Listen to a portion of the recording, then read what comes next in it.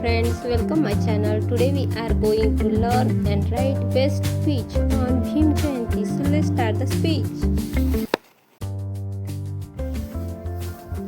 Good morning everyone. My name is Nabha. Today is Bhim Jayanti. Dr. Bhimrao Ambedkar was a great leader. He was born on 14th April 1891. His full name was Bhimrao Ramji Ambedkar. He believes in equality and justice. He is called the father of the Indian Constitution. He is also known as Babasaheb.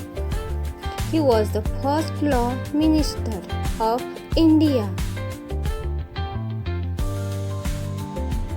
He is an inspiration for all of us. Thank you. Jai Hind, Jai Bharat.